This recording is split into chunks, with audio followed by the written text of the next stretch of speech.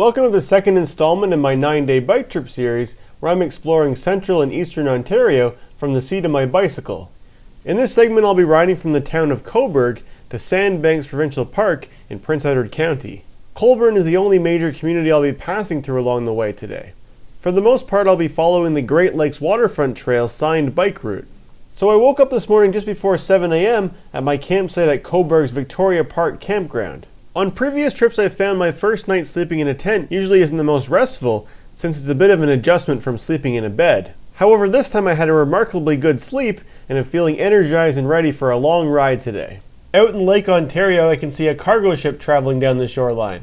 For breakfast at my campsite I have some overnight oats to enjoy that I prepared for myself before going to bed last night. The repair that I made in my bike's cargo rack yesterday seems to be holding up okay so far, but today's ride will truly put it to the test. I packed up everything at my campsite and was on the road by about 8:45. It's nice and bright and sunny this morning, but the weather forecast says there's a 60% chance of thunder showers throughout the day, so I was careful to pack everything in a way that it would be as watertight as possible. The date today is Sunday, May 19, 2019, and I made my way out of Cobourg along the main highway. Below this big bridge are both the CN and CP rail tracks. The land which surrounds Cobourg is part of Hamilton Township, which of course is nowhere near the city of Hamilton. However, I'm now crossing into the next township, which is called Alnwick-Haldimand. After about 8 kilometers, my route took me off the main highway and onto a much quieter road. Once again, I had a bridge to climb to pass back over to the other side of the train tracks. There seems to be virtually no wind so far today, which is really nice. Just north of where I'm riding is the community of Grafton, which I would have passed through if I had stayed on the main highway. This appears to be a big apple orchard. I find it interesting how many parts of the waterfront are packed with houses and cottages, while others are still large agricultural properties. These roads are really nice and quiet and peaceful, and I've encountered very few cars since getting off the main highway. Lake Ontario is still looking very nice and blue, and there's not a cloud in the sky today. I was sure to put on lots of sunscreen this morning before leaving my campsite, but I'll need to remind myself to reapply it periodically throughout the day. Here I'm passing through Lakeport, which is the last community I'll see within Alnwick-Haldimand, because I've now entered the township of Cramy. The largest community in Cramy is Cobourg, which I'm just approaching now. Cobourg is known by many as the home of the Big Apple, which is up near Highway 401. I won't be riding past it today, but here's a photo of me and the apple from 2017. Much like Port Hope and Cobourg, Cobourg was settled in the late 1700s by the United Empire Loyalists. The community has a neat layout, with many of the businesses and houses surrounding a small central square. The time is now about 10:30, and although it would be nice to visit one of the local restaurants, it's still far too early for me to stop for lunch. This is actually the only major community I'll be passing through today, and I'll be eating my lunch later in the day on the side of the road. So I decided to stop at Cobourg's Foodland grocery store to buy something fresh to pack for lunch. While I was stopped, I also decided to take out my portable AM/FM radio to give me something to help pass the long hours on the road today. Unfortunately, it doesn't seem to be working for me this time. The road coming out of Cobourg is fairly busy, but at least there's a wide paved shoulder to ride on. I'm now approaching the small community of Salem. Disappointingly, the paved shoulder on this road disappears here, but thankfully the traffic is relatively light on this sunny Sunday morning, and most of the cars that did pass me gave me lots of space. Eventually I got to turn off onto a quiet road and once again had some train tracks to cross. The temperature has stayed a steady 12 degrees Celsius this morning, but with all the sunshine and no wind, I'm feeling very comfortable in my shorts and short sleeves. I'm now crossing into the next municipality, which is called Brighton. Brighton has a population of about 11,000, but the center of town is further north from the lake, and I won't be riding through it. On the other side of this marsh on my right is a provincial park called Presqu'ile. The name Presqu'ile is the French word for peninsula, which has a literal translation of almost island. On the same bike trip that I visited Port Hope with my family back in 1998, we also visited Presqu'ile. So up to this point in my trip, the roads I've been riding on have been a repeat of what I did at age 9, riding on the back of a tandem bike. I made a quick stop here to stretch my muscles and reapply sunscreen. This spring the water level in Lake Ontario has been a lot higher than usual, so much so that this boat launch is currently closed.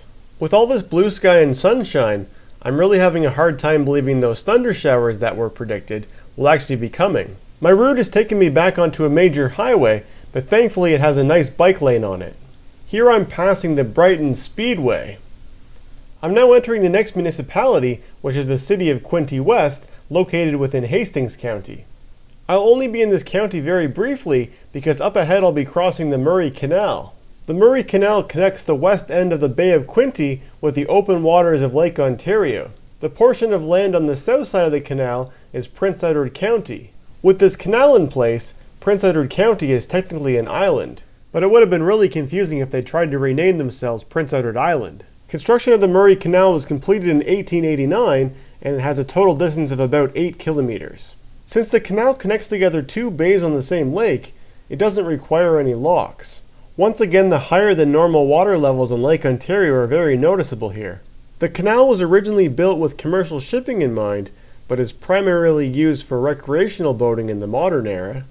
Before the Murray Canal was built, travelers who wanted a shorter path from the west end of the Bay of Quinte and the open waters of Lake Ontario would carry their watercraft across the Kenty Portage. The route of the portage was eventually developed into a road and is said to be the oldest road in Ontario. That road passes through a small community called Carrying Place, which of course gets its name from the portage. My route takes me onto a highway called the Loyalists Parkway. While I was riding, I passed a yard sale and decided to make a quick stop. My portable AM/FM radio hasn't been working today, and that seems like the kind of thing that someone might sell at a yard sale. I had a quick look, but unfortunately didn't find one. The gravel path over there is the Millennium Trail, which is the route that Google Maps recommends if you ask for cycling directions through here. The Great Lakes Waterfront Trail, on the other hand, recommends that cyclists continue to follow the Loyalist Parkway. I decided not to follow either recommendation and have mapped out my own route of quiet side roads instead.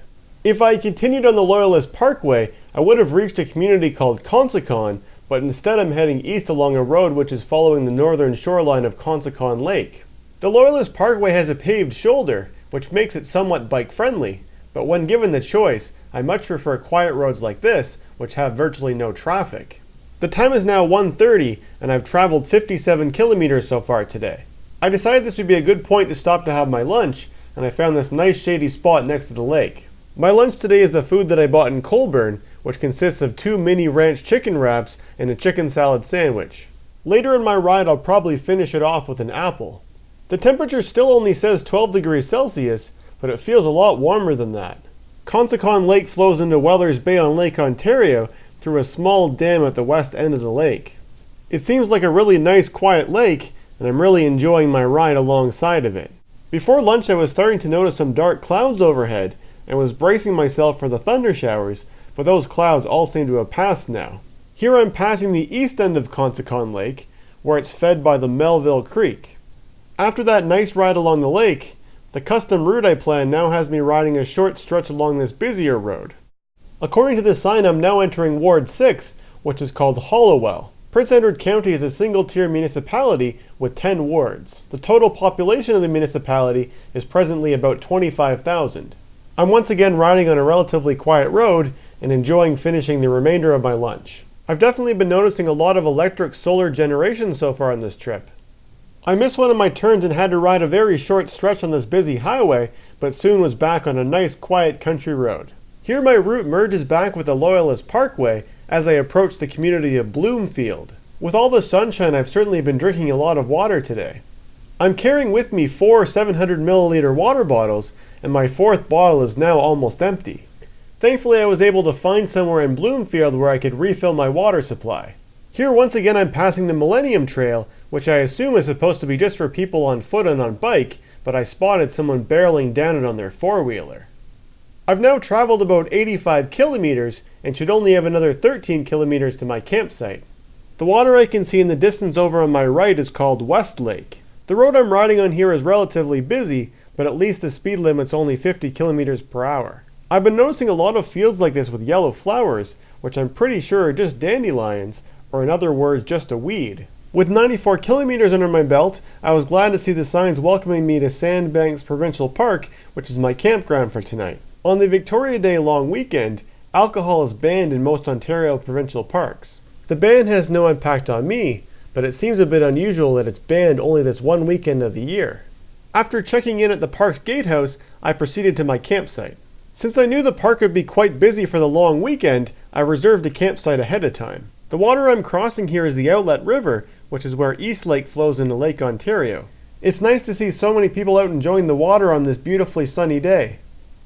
The part of the park where I'll be staying is called the Outlet Campground, and I chose this campsite, which is really close to the beach. After arriving, my first order of business was to walk down and check it out. Most of the people at the beach are enjoying their time on the sand, but a few brave souls have ventured into the cold water of the Great Lake. After spending the majority of my day sweating in the hot sun, I'm certainly happy to join them. As I was expecting, the water was frigid, but felt very refreshing, and I actually stayed in the water for quite a while. Today was my longest day of riding so far in 2019, and my leg muscles seem to appreciate the icy feeling from the water. The water gets deeper very gradually, and the sand seems to go on forever. The beach where I'm swimming is exclusive to the people who are camping at the park, but on the other side of the outlet river there's another beach for day use. After my swim, I went back to my campsite to change into my wet bathing suit and to set up my tent. When I returned to the beach, I noticed some dark clouds had now started to form in the sky. Maybe that thunder shower that was predicted will make an appearance after all. I noticed this pile of pebbles on the beach, which is largely made up of small shells. Beyond the end of the beach, the shoreline is sedimentary rock. Some of the campsites at Sandbanks are situated directly adjacent to the beach. At some campsites, you can even pitch your tent on the top of a sand dune. Since those clouds in the sky only seem to be getting darker, I got back on my bike to go and have some dinner. There aren't any communities with restaurants within close proximity of this park, but there's actually a restaurant inside the park that I can go to. So I retraced my way back across the outlet river to Curra's Park Store and Grill. In the adjoining store, I bought some orange juice to save for my breakfast tomorrow morning. After much contemplation, I decided to order what they call the Sandbanks burger, which is a hamburger with bacon, cheese, onions, and mushrooms. I chose fries as my side, and the food is pretty good and very filling. As I was riding back to my campsite, I was following a pickup truck that was driving through the park with 3 passengers sitting on the back of their open tailgate, which seemed really unsafe to me. When I eventually caught up to them, I saw that a park ranger had stopped them. Back at my campsite, I overheard their conversation, and the ranger said that all road laws apply to park roads, and the driver was issued a ticket. Obviously, the park rangers are very strict in enforcing the rules here. After dinner, I prepared my overnight oats breakfast for tomorrow morning. It's a special mixture of dry ingredients that I prepared at home, which all I need to do is add water, and by morning time it'll be ready for me to eat. On my previous bike trips, I would often just eat several granola bars for breakfast, but this seems like a more healthy alternative. I spent a little bit of time trying to see if I could fix my portable radio, but sadly I couldn't make it work. I went to have a shower and get ready for bed, and when I returned to my campsite, the sky was looking very dark and the wind had started to pick up. I could feel raindrops starting to fall, so I quickly moved everything into my tent. Once I was inside, the storm hit at full force with heavy rain and high winds. Ultimately, the thunder shower I had been anticipating all day couldn't have arrived at a better time. Inside of my dry tent, I got in my sleeping bag and went to sleep. Including riding back and forth to dinner tonight, I rode my bike a total of 111 kilometers today. I can now confidently say that the repair that I did to my bike's cargo rack yesterday has been a success. Stay tuned for the next video in this bike trip series, where tomorrow I'll continue riding east to the city of Kingston and catch a ferry to Wolf Island. I hope you enjoyed joining me for day number 2. If you watched all the way to the end of this video, I'd love to hear your thoughts, so please leave a comment below, and thanks for watching.